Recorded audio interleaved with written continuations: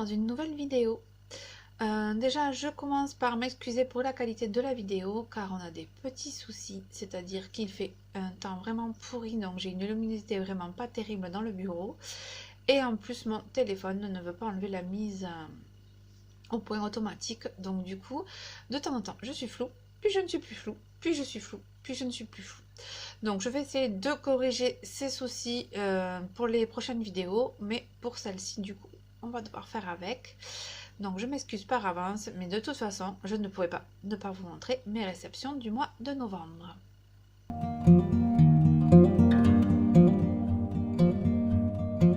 Donc, on va commencer par mes réceptions en tant que relectrice. Comme vous le savez peut-être, je travaille donc pour Livresque Édition, les éditions Alterial et les éditions Bookmark en tant que relectrice. Et donc, quand j'ai fini de travailler sur un roman, je le reçois en version papier. Bien évidemment, je ne les reçois pas forcément à la date de sortie. Et donc, ça fait parfois des gros colis, comme ce mois-ci, puisque les éditions Bookmark m'ont envoyé presque un an de romans sur lesquels j'ai travaillé. Allez, c'est parti, je vous présente tout ça. Donc, on va commencer par ma saga Coup de cœur. C'est une saga de fantasy historique. Il s'agit des Amants des Pierres Levées de Nadège Margot. Donc, le premier tome, c'est un katana pour Mab. Et le second, c'est un tomahawk pour Megumi. Alors, je ne sais pas si vous serez d'accord avec moi, mais ils sont juste superbes. Les couvertures sont merveilleuses et l'histoire l'est tout autant. Donc, si vous ne connaissez pas du tout la saga, le principe, c'est qu'en fait, on retrouve des peuples connus de chez nous dans un monde totalement inventé. Donc, on va avoir le peuple asiatique, le peuple indien et le peuple celte qui vont s'affronter pour plus ou moins une guerre de territoire, en fait. Et nous retrouvons dans chaque tome un couple différent avec un personnage d'un clan et un personnage d'un autre. Donc dans le premier, nous avons Mab qui est plus ou moins une des chefs du clan celte qui va faire prisonnier un des samouraïs du clan asiatique. Et dans le second, nous avons une héroïne asiatique avec un membre du peuple indien. Voilà, donc moi je peux vous dire qu'une chose, j'ai très hâte de lire le troisième tome parce que je suis totalement amoureuse de cette saga. En plus, moi qui aime que les histoires d'amour prennent leur temps, je suis vraiment servie, mais elles sont là et elles sont bien présentes. Et même tant qu'elles n'ont pas éclos, elles sont quand même au cœur plus ou moins de l'intrigue. C'est vraiment une très bonne série que je vous recommande à fond. Mais ce n'est pas la seule. J'ai reçu donc la petite anthologie Halloween de l'année dernière, Un homme pour sa main. Alors là, c'est 4 romances MM écrites par Jérôme Patalano, Vicky Saint-Ange, Camille Gédel et Aurélie Mathilde. Donc là, vraiment, c'est des formats nouvelles. Donc ça se déguste comme un bonbon à Halloween. Dès qu'on a un petit creux, hop, on en prend une. Et c'est 4 univers totalement différents, mais vraiment plaisants les 4. J'ai vraiment plongé dans ces petits récits et je vous le recommande à fond. On enchaîne avec un roman qui habituellement n'aurait pas été vraiment dans ce que j'apprécie et pourtant j'ai vraiment eu un coup de cœur pour la plume de Julie Desrussi et de Clarissa Rivière. C'est Le frisson de la cire sur ta peau. Alors il faut savoir que c'est un roman quasiment en totalité érotique et pourtant moi qui aime pas ça, je l'ai adoré. Donc c'est surtout parce qu'en fait ça se passe dans un contexte historique. On va suivre notamment le patron d'un grand magasin de Paris qui s'appelle au frisson des jupes ou des jupons, je vais vous dire ça, au frisson des jupons. Et donc on va avoir des histoires MF, MMFF, même à plusieurs. Et si vous êtes comme moi, que vous n'aimez pas l'érotique, vous allez dire, oh là là, on frise le trop plein. Et bien non, parce qu'en fait les plumes des autrices sont vraiment fabuleuses, elles sont précises, ciselées, vraiment c'est tout en classe. Et voilà, c'est un récit qui, même s'il est centré sur les scènes érotiques, est vraiment très agréable à lire, à découvrir et très bien écrit. On continue avec une saga MM, mais cette fois-ci contemporaine, donc ça va être MB de Sonia Mio. J'ai un petit peu triché parce que le tome 2, je l'ai reçu tout début décembre, puisque nous sommes le 11 et je l'ai reçu il y a 3 jours. Mais comme je vous présentais le premier tome, je me suis dit tant qu'à faire, je vous passe le second dans la vidéo. Il s'agit là d'une romance contemporaine entre un jeune d'un quartier assez défavorisé, qui est très en colère, qui a beaucoup de rage en lui, et qui va faire la connaissance donc de Morgan, un avocat qui est vraiment pas du tout de la même classe sociale. Et donc ils vont rentrer en collision tous les deux et ils vont essayer de s'apprivoiser. Voilà, et donc comme vous pouvez le voir sur les couvertures, en fait on voit petit à petit le héros Bastien qui s'ouvre. Et là je suis en train de travailler le tome 3 avec l'autrice. Et c'est vraiment cette sensation que j'ai eue qu'il a énormément évolué dans la saga. Donc je vous encourage à aller jusqu'au bout pour vraiment voir à quel point il a été transformé par toute cette histoire. Et surtout pour faire la connaissance de Wendy, ma petite peste préférée, qui est un des personnages secondaires donc de MB et que j'adore particulièrement.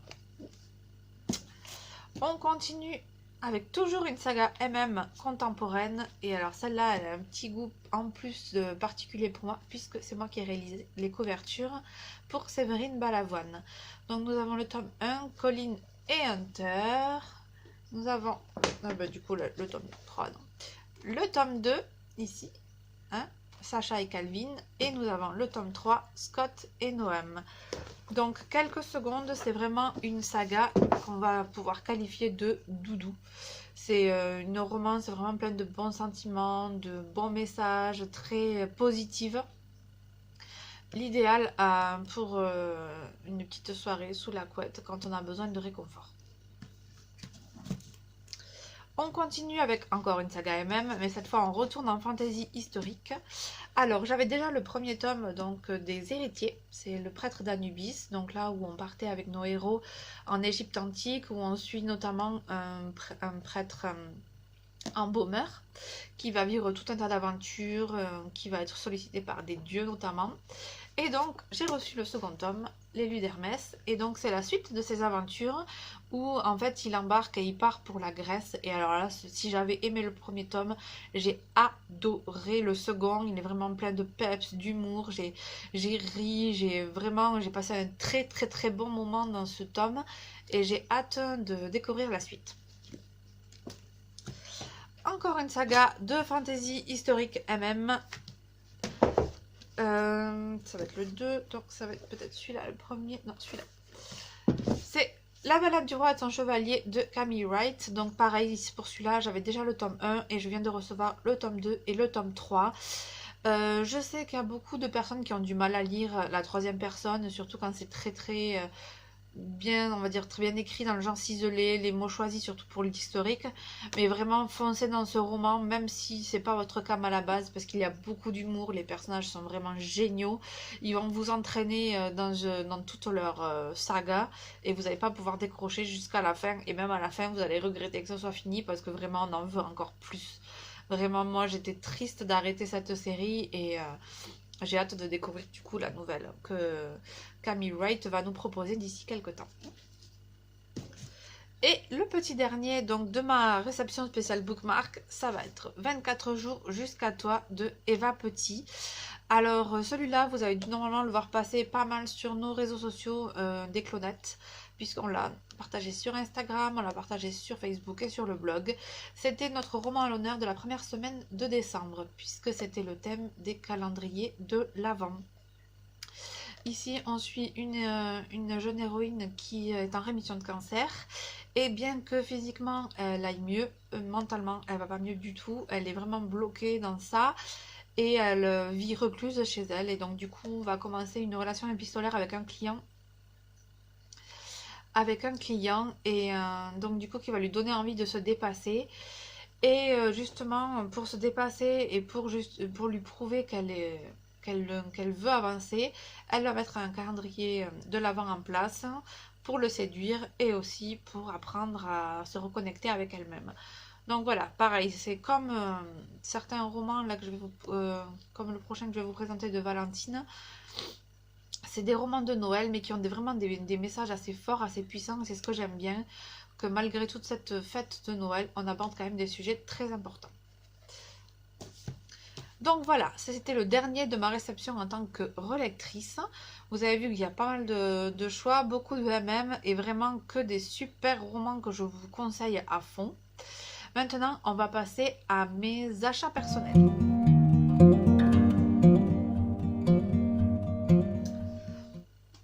On commence avec À nous deux de Mary McFarlane. Donc ça, c'est une petite romance que j'ai chinée au vide-grenier pas loin de chez moi.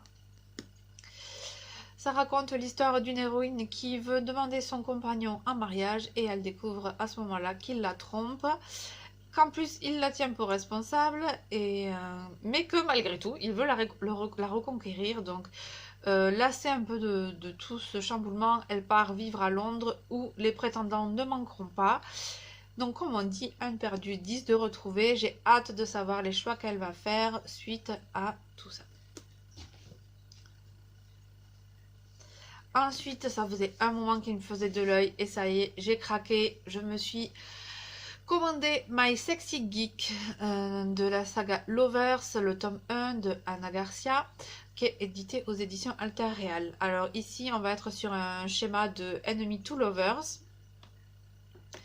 C'est-à-dire que les personnages vont, à mon avis, se détester franchement dès le départ, puisque nous avons ici Lucas qui est un geek, bad boy, qui vraiment enchaîne les coups d'un soir et qui est, on va dire, un peu asocial, qui ne veut pas se lier avec les gens.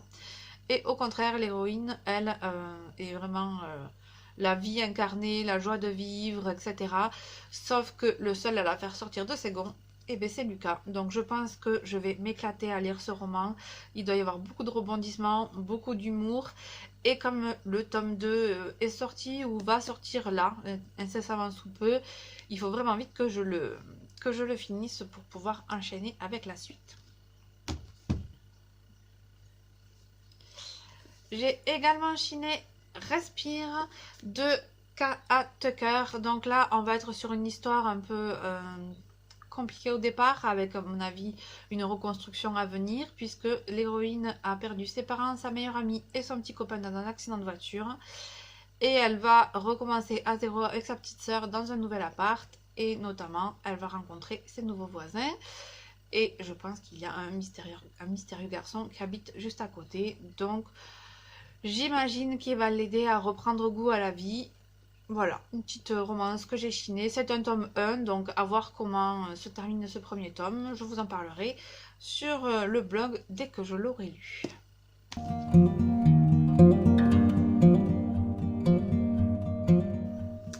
Ensuite, on passe à mes lectures en cours. Donc, je vais vous parler de Porteur d'âme de Sarah Juna. Sarah Juna, nous l'avons reçue sur le blog en tant qu'invité d'honneur. Et Mélodie a lu le tome 1 et le tome 2. Vous pouvez retrouver les chroniques complètes donc, dans la section des lectures. Pour ma part, donc, comme je vous l'ai expliqué, je déménageais au mois de novembre, donc je n'avais pas le temps de le lire en entier. Par contre, je l'ai quand même commencé, vous voyez, un petit peu, parce que je voulais me plonger dans l'univers, découvrir un petit peu de quoi parlait Porteur d'âme pour pouvoir mieux comprendre tout ce qu'allait nous expliquer Sarah. Et vraiment, j'ai accroché. Donc, dès que j'ai une minute de libre, je fonce et je le termine. Et du coup, je vous partagerai également mon avis en complément de celui de Mélodie. J'étofferai l'article à ce moment-là. Pareil, toujours dans mes lectures en cours, nous avons Réflexion passée de Eric F. Oakenhart. C'est un roman assez atypique puisque c'est, comme vous le voyez sur la couverture, c'est une rupture entre contemporain et historique, puisque notre héros peut apercevoir la vie d'une famille au XVIIe siècle à travers un miroir. Donc du coup, on a des chapitres sur notre héros dans le présent et sur la famille, donc dans le passé. Si ça peut paraître un petit peu vu, déjà, ce n'est pas du tout le cas, puisqu'on n'est pas juste sur de la magie qui permet de voir le passé, mais on est plus sur le côté scientifique qui va chercher à comprendre, à faire analyser le miroir. Enfin voilà, on va percevoir cette petite anomalie du temps par ça, mais ce n'est pas tout, puisque en fait il va mener une quête, puisqu'il va faire des recherches sur cette famille et découvrir qu'en fait ils vont tous périr dans un incendie. Et plus ça va, plus il s'attache à eux et il va avoir envie de les sauver contre l'avis de certains de ses proches qui pensent qu'il ne faut pas modifier le passé. Donc je vous fais pareil, la chronique est quasiment terminée puisqu'il me manque vraiment que quelques pages à lire pour le finir. Donc dès que ce sera fait, vous aurez mon avis complet sur le site, sur Instagram et sur Facebook. Et enfin, voici le seul livre que j'ai réussi à finir au mois de novembre puisque j'avais très peu de temps. C'était Les ours mal léchés s'apprivoisent à Noël. C'était une lecture commune avec Mélodie puisque nous avons eu Valentine en invité d'honneur pendant ce mois de décembre. Donc ici, comme pour 24 jours jusqu'à toi, nous sommes dans une romance de Noël qui aborde des sujets très lourds, mais qui passe bien puisqu'il y a quand même des personnages frais, légers, de l'humour. Et ici, on va avoir un personnage qui aborde le deuil et un personnage qui aborde surtout l'infertilité. Donc c'est vraiment des sujets qui m'ont vraiment beaucoup plu au départ et qui étaient vraiment sublimés par cette ambiance de Noël, j'ai trouvé. Et vraiment, même s'il n'est pas si petit que ça, ben, on avait envie de rester plus longtemps dans ce roman. C'est vrai que j'ai eu du mal à quitter la bande des personnages et ben, j'espère qu'on les retrouvera d'une façon ou d'une autre. Donc voilà, ça y est, j'ai fini avec tous mes romans de décembre.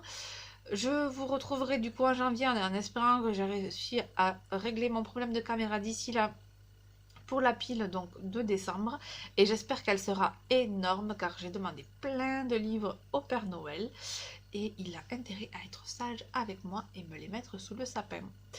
Voilà, n'hésitez pas à me dire en commentaire ce que vous avez lu ou ce que vous avez reçu ce mois-ci. À bientôt!